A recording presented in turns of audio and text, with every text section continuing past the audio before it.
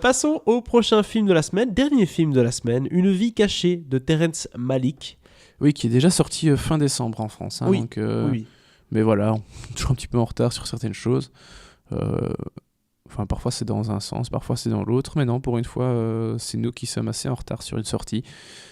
Une vie cachée de Terrence Malick. Alors là, Terrence Malick, garde sa patte, hein, donc on a des plans, des caméras qui virevoltent, qui sont smooth, qui suivent quelqu'un qui fait du vélo, qui va dans un champ, et c'est des trucs très envolés, très aériens.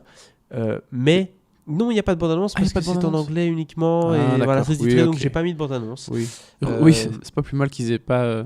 qui n'est pas doublé. Oui, c'est compliqué. Moi, non, j'ai dit en anglais sous-titré. C'est pas en anglais sous-titré, c'est sous-titré français. Enfin, c'est un peu galère. Donc, j'ai pas une bande-annonce. D'accord, pas d'extrait de bande-annonce. Donc voilà. Film, par contre, où tu sais, Terrence Malick, récemment, il avait fait beaucoup de films aux États-Unis avec des acteurs et des actrices assez connus. Christian Bale. Voilà. Ryan Gosling, notamment. Nathalie Portman. Rooney Mara, c'est ça. J'allais dire. Et donc, des trucs très. On réfléchit sur l'art, sur la place des acteurs, la place des chanteurs. C'est ça, sans que tout ça. J'aimerais bien que tu arrêtes de te moquer comme ça de Terrence Malick, s'il te plaît, et de ses films. Non, mais c'est des films qui durent 2 heures et quelques. Hein. Ici, on est à 2h54.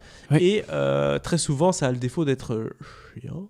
Ou en tout cas, pour moi. Je sais pas, il y a des gens qui adorent, hein, mais moi, je suis pas client. J'en fais partie. Je sais, je suis pas client, désolé. Par contre, là, il y a du positif. On se dit, ok, peut-être que là, il va nous faire un film qu'on va comprendre déjà. Ce serait un bon début. Puisque le synopsis est clair. Nous sommes dans une situation bien connue. C'est la Seconde Guerre mondiale, il faut rejoindre les troupes nazies, en tout cas quand on est autrichien, quand on est allemand, c'est clair que c'est dans la lignée. Mais si on n'a pas envie de le faire, qu'est-ce qui se passe ? Est-ce qu'on peut fuir ? Est-ce qu'on va se faire tuer ? Si oui, est-ce qu'on va se faire pourchasser ? Est-ce que je peux aller vivre tranquille dans la montagne avec ma femme ? C'est un peu ça le choix, en tout cas, du héros de ce film. Ouais. Et il a pris un casting totalement différent. Pas de, allez, peut-être, tu vas me dire, oui, moi je connais tout le monde, mais pas de visage connu du grand public, en tout cas. Donc il change sa démarche. Quelques-uns, mais c'est vrai que c'est pas... Du grand public, j'ai dit. Oui, mais non, je pense que le grand public connaîtra certains visages. Forcément, vous connaissez tout le monde. Mais voilà, du très grand public dont je fais partie. Oui, c'est pas Ryan Gosling, Nathalie Portman et Christian Bale. Pas de Danny Boone, quoi. Voilà. Non. Ok. Mais alors, tu veux que je parle du casting directement ? Non, mais que tu parles des retours aux sources, on va dire, de Terrence Malick et du choix de peut-être s'éloigner du système hollywoodien, même s'il n'a jamais fait partie du système, on est bien d'accord, mais en tout cas des acteurs et des actrices de prestige pour revenir à une histoire peut-être un peu plus ancrée. Mais, voilà. Alors, pour faire simple, effectivement, Terrence Malick a toujours été un réalisateur qui était un peu à la marge, c'est-à-dire qu'il a fait 2 premiers films absolument fantastiques, qui étaient Les Moissons du Ciel et puis Badlands. Non, j'ai l'impression que j'ai dit 2 fois le même titre, mais en français et puis en anglais. Enfin, soit... C'est pas grave, c'est du direct. Non, c'est juste, j'ai dit les 2. Les Moissons du Ciel et Badlands. Et puis, il a attendu 20 ans avant de faire le suivant, qui était La Ligne Rouge, un de mes films préférés de tous les temps. Un des plus beaux films de guerre qui existent. Bref. Et puis il y a eu Le Nouveau Monde, hein, son histoire de Pocahontas un peu revisitée. Pas tant que ça, mais voilà, un petit peu quand même. Ce sont les chansons. Très très beau film. Et sans doute un de ses films les plus sous-estimés, je pense. Et puis c'est vrai qu'il a commencé à s'égarer un peu plus. Enfin, s'égarer. Pour ceux qui... Pour ses détracteurs, on va dire qu'il s'est égaré un peu. Il y a eu Tree of Life, Palme d'Or, film magnifique, mais qui était déjà dans quelque chose de beaucoup plus, je veux dire, métaphysique, très philosophique, voilà, très introspectif. C'était Brad Pitt et sa voix off qui était déjà en test à ce moment-là, avant Ad Astra. Voilà. Et puis, on suivit tous ces films encore plus loin dans le délire, To the Wonder, Night of Cups, Song to Song, effectivement. Il y a eu un documentaire, un truc un peu sur l'espace aussi, enfin bref. Et voilà que, 15 ans après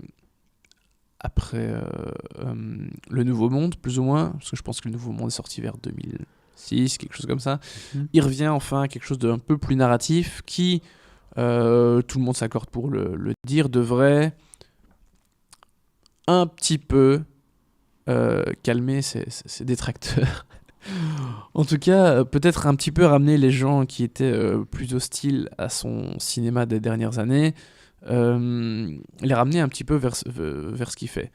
Parce qu'effectivement, on est on est dans quelque chose de plus fictionnel. Non, ça s'est vraiment passé tout ça. Ouais. Mais on est dans quelque chose de plus classique, d'une certaine façon.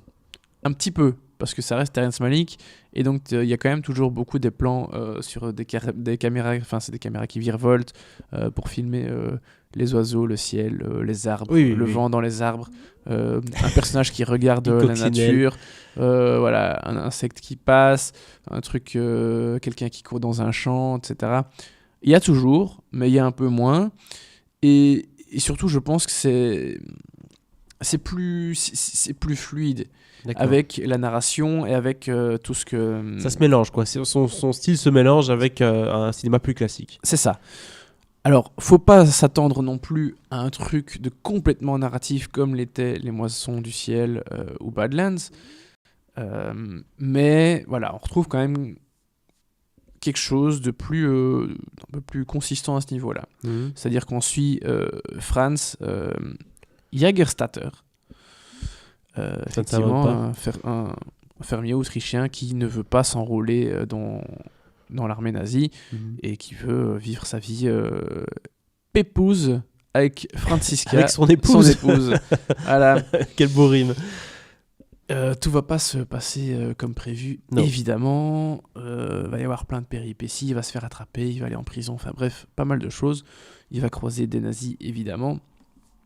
Et voilà, il va se passer pas mal de choses. Tout cela dans un rythme quand même relativement posé, hein, c'est Terrence Malick, comme je le disais. On prend le temps, hein, 2h50, oui. Donc oui, effectivement, c'est pas Bad Boys, quoi. Hein. Non, ça c'est sûr. Si je puis dire. Mais il y a ce côté du coup poétique. Hein. C'est intense, c'est beau, il y a cette esthétique qu'on ne peut pas lui reprocher. Enfin, je veux dire, c'est toujours le point fort des films de Terrence Malick, hein, c'est que quand on regarde ça, on est toujours un peu subjugué. De loin. Ah ben, je trouve que c'est magnifique ce qu'il fait. Mais ce film est magnifique tout simplement. Pour moi, c'est un des meilleurs films de Terrence Malick. C'est une fresque incroyable, c'est un voyage qui reste spirituel, qui reste un peu introspectif. Qui remet qui pose des questions, qui remet en question certaines choses aussi, qui fait s'interroger les gens, et tout cela de façon vraiment hyper belle, magnifique. Et puis on est dans quelque chose de très intense, de très fort, vraiment, dans ce que ça raconte, voir à quel point les images sont touchantes, à quel point, évidemment, les personnages sont touchants, mais voilà, je trouve que peu importe le film qu'il fait, chacune de ses œuvres est relativement, je ne vais pas dire indescriptible, oui. Mais voilà, il y a une espèce d'aura un peu mystique qui entoure son cinéma, et je pense qu'un film comme Une vie cachée en est un des plus beaux représentants, un des plus beaux témoins. Je pense quand même que c'est une œuvre qui va peut-être réconcilier quand même certains de ses détracteurs avec son cinéma. Légèrement plus accessible, du coup plus facile à rentrer dedans, et surtout apprécier son style, parce que si on a le côté narratif, à côté on a les images virevoltantes et on se concentre sur la coccinelle, etc. Mais si c'est expliqué dans un schéma narratif où le héros par exemple retrouve la nature après la captivité, j'en sais rien, j'invente, forcément pour le spectateur c'est moins frustrant que si ça fait déjà 20 minutes qu'on est sur cet arbre et que j'en ai un peu marre, quoi. Voilà, entre guillemets. On peut dire ça comme ça. C'est plus acceptable, ça passe mieux. On peut dire ça comme ça, effectivement. Son style passe mieux. Mais ouais, moi je trouve que ce qu'il fait est grand, quoi. Sa mise en scène, tout ce qu'il fait, c'est inégalé. C'est pas pour rien que les plus grands veulent travailler avec lui. Hein, c'est ça, alors c'est quand même dingue. Tous les plus grands acteurs veulent tourner avec Terrence Malick. Ils savent que potentiellement ils seront coupés au montage, au pire, au mieux ils auront 2 minutes dans le film. Je veux dire, Travolta a été coupé de La Ligne Rouge, quoi, par exemple. George Clooney, il a eu 2 minutes, 3 minutes à la fin, et c'est tout. Et toujours pour rester là sur La Ligne Rouge, ça devait être Sean... non, qu'est-ce que je dis ? Pas Sean Connery. Adrien Brody. Enfin bref, il y en a un des deux qui devait avoir beaucoup plus de temps à l'écran, enfin même qui devait être le personnage principal. Je crois que c'est Adrien Brody qui devait être le personnage principal du film, et au final, non, il l'est pas. du tout. C'est Jim Caviezel qui l'est. Enfin, bref. Ouais. Voilà, Terrence Malick, il se permet ce qu'il veut. C'est le roi de son film, quoi. Ouais. Final Cut, ça c'est sûr que c'est lui qui Ouais. l'a. Et ici, alors le film se passe dans l'Allemagne nazie, donc forcément on a droit à pas mal de comédiens germanophiles, si pas allemands. Il y a quand même un acteur suisse, Bruno Ganz, décédé maintenant depuis 2 ans, quelque chose comme ça. Mais bon, Une vie cachée a été tournée il y a un moment. Hein. Oui. Le premier titre de ce film c'était Radgund et on en parlait il y a 4 ans facile. Ok, donc il s'est amusé en Donc, scène de montage longtemps, quoi. Ouais, donc voilà, on retrouve Bruno Ganz, notre Matthias Schoenaerts national, qui se retrouve honnêtement avec 3 minutes dans le film. Hein. Bon, il a un rôle qui apparemment est plus important dans le prochain film de Terrence Malick, celui sur Jésus, dont on reparlera encore. Hein. En temps foulu. Ah oui, mais on sait que la spiritualité et la religion sont des thématiques Des importantes. thématiques fortes, bien sûr. Mais voilà, gros casting quand même. Avec Auguste Dill, même si le grand public ne sait peut-être pas forcément qui est Auguste Dill, je pense qu'ils ont tous déjà, tout le monde a déjà vu sa tête dans un film. Valérie Pachner est absolument fantastique dans le rôle de son épouse. Puis on retrouve quelques comédiens aussi. Tobias Moretti, un acteur que j'aime beaucoup, qu'on voit pas beaucoup, mais qui a pas, enfin qui est génial. Et aussi Johan Leisen, un autre acteur flamand plus ou moins connu. Michael Nyqvist, acteur suédois qui est aussi décédé, mais il y a genre 3 ou 4 ans. C'est pas celui qui jouait dedans. Il jouait le méchant dans Mission Impossible 4. Ghost Protocol. Voilà, ça, dans ouais, Ghost ça. Protocol. Donc, Et dans oui, Millennium, l'original. Et dans Millennium, C'était pas l'original, le méchant, par effectivement. contre, je crois que c'est Voilà. l'enquêteur. Oui. Ouais. Tout à Donc, fait. c'est dire si le film a été tourné il y a Il y a très longtemps, c'est un ça. paquet d'années quand même. C'est ça. Hein, maintenant. Ok. Enfin, voilà, il y a, pour ceux qui sont un peu familiers avec les comédiens allemands ou germanophones, vous en trouverez pour votre compte, parce qu'il y a du Pour lourd. votre argent. Voilà. Très bien. Combien tu lui donnes du coup à Une vie cachée de Terrence Malick? Ben, beau, grand et hyper mérité, 4 étoiles. 4 étoiles Bah pour oui. Une vie cachée, c'est le film de la semaine du coup, Thibaut.